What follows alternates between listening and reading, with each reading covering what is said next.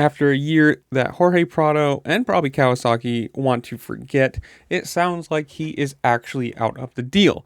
Now, if you remember, this was a 3-year deal to come over here, race super motocross, supercross, and motocross, obviously, and should have been great. I mean, obviously, being a world champion in the MXGP twice, and I think twice in the 250 class. Correct me if I'm wrong there.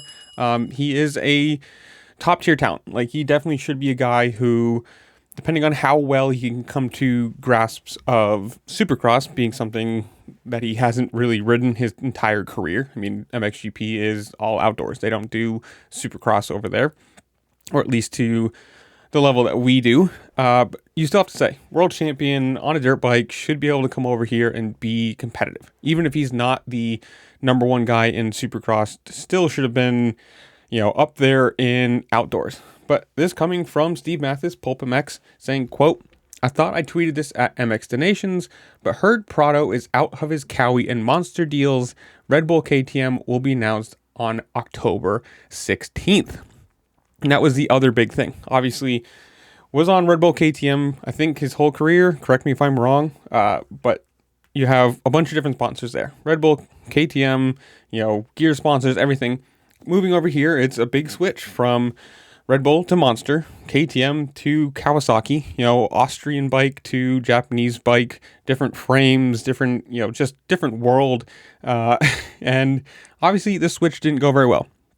You can kind of put Supercross as a wash, because obviously he got injured and, didn't race that. So it's kind of sad to see the, first year come over, and who knows how well he would have done if he'd had all that time on the bike in Supercross and be able to test a little bit for outdoors then too.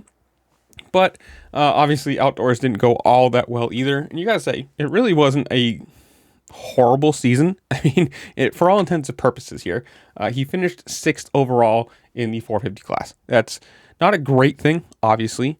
It could have been a lot worse. When you really think about it, he could have been 10, 12, way down there. But obviously there is a lot of problems too. If you remember him basically coming out and saying, the bike wasn't good, he never felt comfortable on it, and someone from the team basically saying, well, you quit and nobody's ever done that before. A lot of bad PR. Even if he didn't get out of this deal, I would have been very surprised to see him racing for them next year, just because it didn't look good. I mean, he's basically saying the bike's not good, he's never comfortable on it, they never fixed it for him. It doesn't look good for the brand. If you're a top talent is coming out and saying, the bike's not good, it's not a good thing. The whole point of Supercross, motocross, whatever, is to sell bikes. I mean, yes, it's a racing series, it's entertainment, but these companies want their bikes to look like the best one out there. They want everyone who's watching these to go, that bike looks great. If I'm gonna go buy a dirt bike, I'm gonna go buy a Kawasaki or whatever. And for him to just come out and basically bash it and say he was rolling around, whatever, and then having to edit his statement to come back and say he didn't quit, that's not what he meant by rolling around, he just had, whatever. It's gonna be interesting to see where this goes. But I guess we have to wait. As I'm recording this, it's the 8th of October.